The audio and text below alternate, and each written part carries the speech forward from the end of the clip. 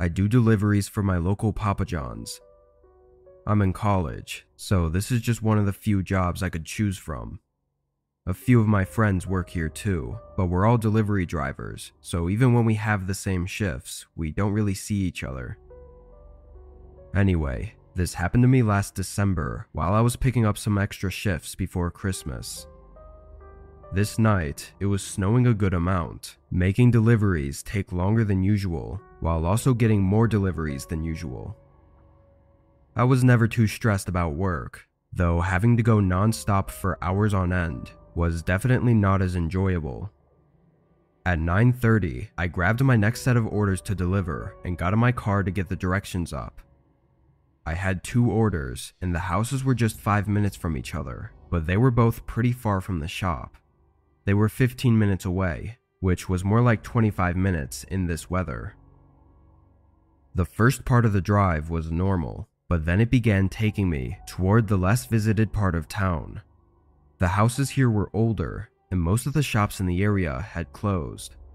Nobody ever came around here unless they lived here, because it was so old and just wasn't up to today's standards.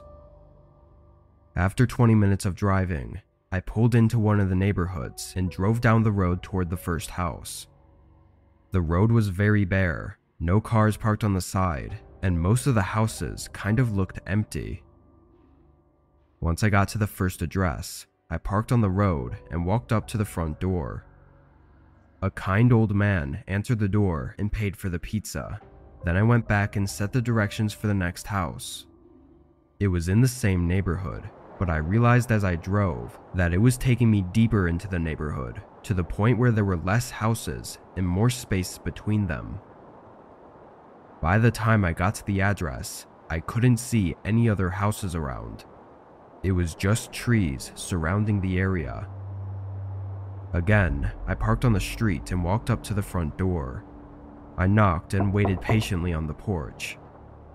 It was pretty cold out though, and the snow making my clothes soaked wasn't helping. Finally, after a minute, the door opened. It was a middle-aged woman who looked like she'd just woken up. Her hair was messy, and she had tired, emotionless eyes. "I have your order here for 2 pizzas," I said, holding out the boxes and giving her the total to pay. She took the boxes and placed them on the table next to her, then told me to wait a moment for her to get cash. Another minute went by before they opened the door again. She started sifting through some cash, counting it slowly and trying to add it all up. There was definitely something weird about her.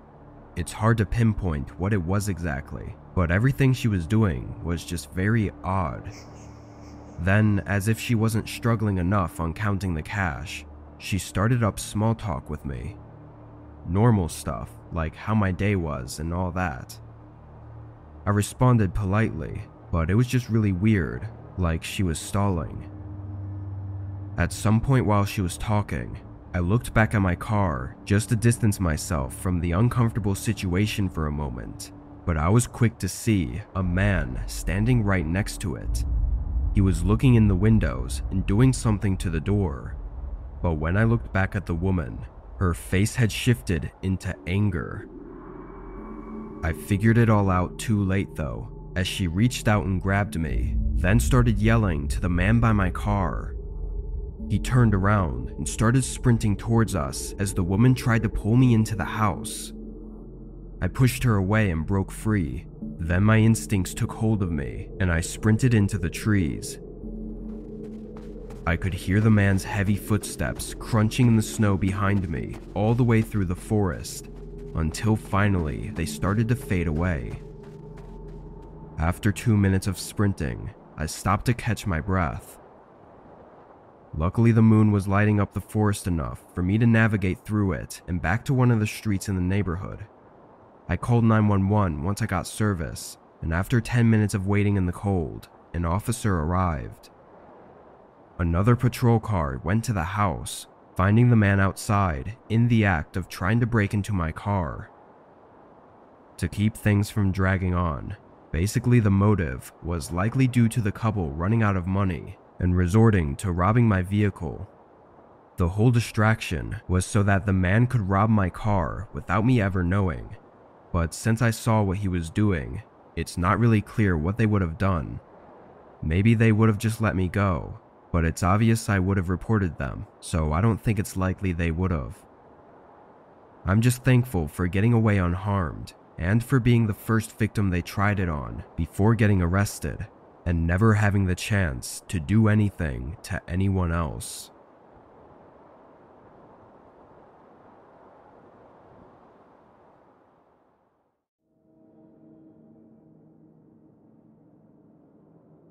This was just last winter, in early February. I was driving to my next DoorDash order. I was a bit tired, as I'd been driving for the last 4 hours, and it was almost 12 a.m. After this one, I was definitely calling it a night and heading home, as I was worried about getting sleepy on the road, especially with all the ice and snow. I was driving down a fairly empty road though. It was a side road that connected two of the main towns in our city, but there was a 5-mile stretch that had nothing. No buildings or houses or anywhere to stop. As I was driving down this section, I don't really know what happened, but I just got hit with a wave of tiredness that made me lose focus on the road for just a few seconds, but that was all it took, I guess. I hit a patch of ice and slid toward the side, and although I fully woke back up at this point, it was too far gone. I tried to steer back onto the road, but my car just slid straight off and into the small ditch between the road and the woods. It wasn't a bad crash at all, since the snow lightened the impact, but it still made me a little shaky, and I knew right away that it was going to be impossible to get out of this. My car was stuck on the incline of the ditch and in thick snow. I didn't even bother getting out to try and see how bad it was, though I did test my luck at trying to maneuver the car to get some traction, but if anything, I just made it worse. In the middle of trying to figure everything out, I noticed a car's headlights down the road. At first, I thought it was just a car passing by, but after a few seconds, it was clear that they weren't moving. Someone must have just been parked down the road with their headlights on, which I found to be a little unnerving at the coincidence of it being on this long, empty road. They weren't close enough to have stopped to try and help me, but they weren't far enough either to not see my headlights. I pulled out my phone and called my dad, knowing he'd still be awake and hoping he'd be able to help me. I'd never been in a situation like this, so I really didn't know what to do. He said he would call roadside assistance and then drive down to wait with me. I thanked him and felt relief knowing he would be down here in just a few minutes. I looked back out on the road, looking for the headlights from the car I'd just seen, but now they were gone. It was too dark to see anything that far without lights, so I didn't know if they'd driven away or were still there and had just turned off their lights. It started to creep me out the more I thought about it. I kept my eyes down the road, not looking away for more than a few seconds as I began getting paranoid. It was something about the silence as well that made it more uneasy, only hearing the wind outside my car and nothing else. Then, after 3 minutes of waiting, I saw a figure walking toward my car. He was down the road, coming from the direction where the headlights had been. I watched him as he slowly made his way through the snow, getting to just about 15 feet from the front of my car. Then he stopped. He stood there in the snow, facing me, but not moving. I couldn't see much of him as he had a hoodie covering his face, but the way he just stood there in my headlights started to terrify me. After a moment, I honked my horn softly a few times, just to let them know that I was in the car and that I could see them.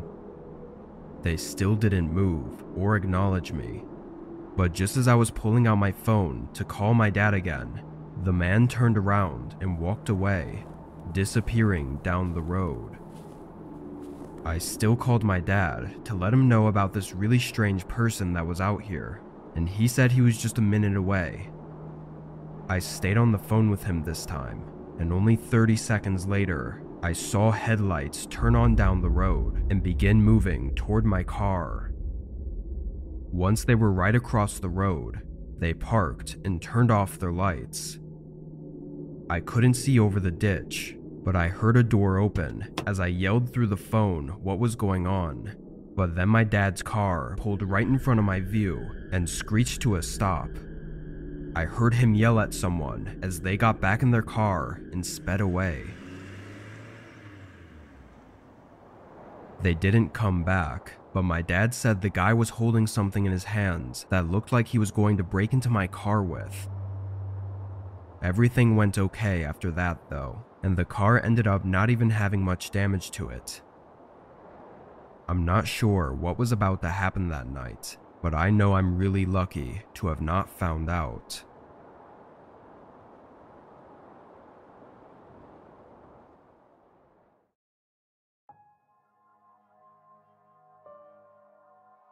I do Uber Eats on the weekends and sometimes on days when school is out. This happened just a couple weeks before our school's holiday break. It was a Friday night and I didn't have any plans at all, so I figured why not make a few bucks instead of being bored and laying around the house all day. I started driving and set up the app to start getting orders. It wasn't snowing out, but it was really cold and windy, and there was still a thin layer of snow on the roads from earlier in the day. I think it was 6 p.m. when I started, and I did a few orders before I got one to pick up from a nearby Burger King. Once I got the food, I checked on the app where I was going. It was clear at first that it wasn't a house address, but when I zoomed in, I was a little more confused to see it was at the corner of two streets, looking like maybe a gas station. Although finding it to be unusual, I clicked begin route and started driving over. I didn't think it was anything bad. I just thought it was going to be an awkward interaction since I'd probably have to find the person in the parking lot and give it to them directly. Usually I never see the customers and just do a quick drop-off. As I got closer and drove up to the intersection it was at, I saw that it was a gas station that was right in the spot the directions were taking me. The gas station itself looked normal, but no cars were in the parking lot. I pulled in and parked in one of the spots at the back, then stayed in my car and tried to look around for anyone. The app should have let them know that I'd arrived, so I was expecting someone to be out here waiting for me. But even after a couple minutes, nobody was here. I sent a text through the app, just letting them know that I was in the parking lot and waiting for them. Then I got out of my car to see if I could get a better look around. The whole intersection was empty. No cars were passing by, and all the stores across the street seemed to be closed for the night. The longer I stood out there, the more unsettled I got. I checked my phone, still seeing no response from the customer. I was just about to get back into my car before a truck pulled into the gas station. They passed the pumps and drove right up to me, parking just a couple spots away. It was an older, dark red pickup with tinted windows. The first thought to come through my head was why would they order for delivery if they were just going to end up driving here anyway? I'd thought before that maybe they were a worker at the gas station or were just hanging out here for some reason, but now this was far more suspicious than it already was. The driver door opened and a man stepped out of the truck. From one look at him, he had a very disheveled appearance, like something you'd expect from someone living on the road. Even his clothes looked dirty, stained, and torn. As he got out, I held up the bag with a slight smile, but the man didn't even look at it. He kept his eyes locked on me as he approached, and something struck me, giving me the feeling to get out of there immediately. I set the bag on the ground, and almost right away, the man started walking faster as if he knew I was going to leave. I got in my car and started backing out just as the man got up to my door, but then he ran right back to his truck, leaving the food on the ground. As I left the gas station, I saw him back out quickly and start speeding toward the exit I was leaving from. I floored it, going through a red light and just speeding down the road until I got to where more cars were. The truck tried to follow me for a minute, but then turned away. Once I was safe, I called the police, but really nothing came of it. In the heat of the moment, I never even thought to check the man's license plate, though thinking back, I'm not sure if he even had one. I don't know what he was doing, or what would have happened if I didn't leave when I did, but knowing that I was so close to finding out is still horrifying.